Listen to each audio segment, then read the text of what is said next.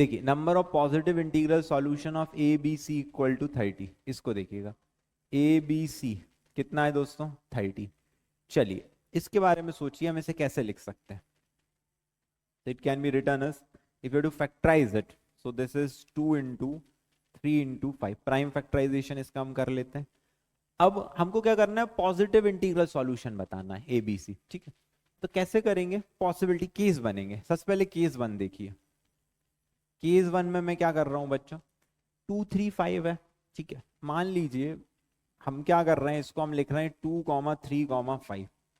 तो कितने तरीकों से अरेंज कर सकते हैं इसको, एबीसी को कैसे दे सकते हैं, 3 फैक्टोरियल तरीकों से, दैट इज 6, है ना। 2 3 5 कैसे दे सकते हैं, 3 फैक्टोरियल तरीकों से। भाई या तो ए को 2 दे दो, इसको 3 दे दो, मतलब एबीसी में इसको कैसे दे सकते हैं, 3 फैक्टोरियल तरीकों से। फिर केस 2 देखिए।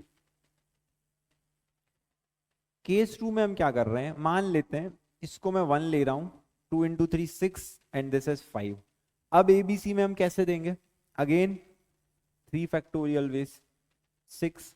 अच्छा केस 2 के बारे में सोचिए, 3 के बारे में। अब क्या कर रहे हैं हम, पहले हमने 2 3 लिया था, अब हम 3 5 लेते हैं। तो ये कितना हो जाएगा मेरे लिए, दैट इज 1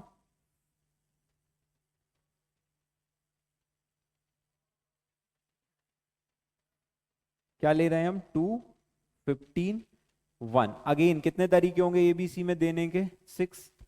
फिर एक केस ये देखिए केस 4, ये कितना होगा केस 4 हमारे लिए, that is nothing but 2 into 5। अब हम 10 ले रहे हैं, 10 3 1। अगेन इसको देने के कितने तरीके होंगे बच्चों, 3 फैक्टोरियल दैट इज 6।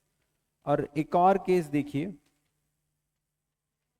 केस 5, इसमें हम क्या कर रहे हैं, 1 1 और क्या बच गया है मेरे पास 30, ये ले लेते हैं।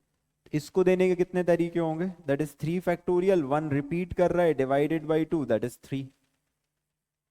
तो सिंपल सा हमको क्या मिल गया यहाँ पे, टोटल देखिए कितना मिल रहा है, 6 इंटू कितनी बार है, 1 2 3 4 प्लस 3, तो 24 प्लस 3 इज 27, ये है हमारे पास। तो सिंपल सा number of positive integral solution of this simple selection based question है, कुछ खास नहीं है यहाँ पे।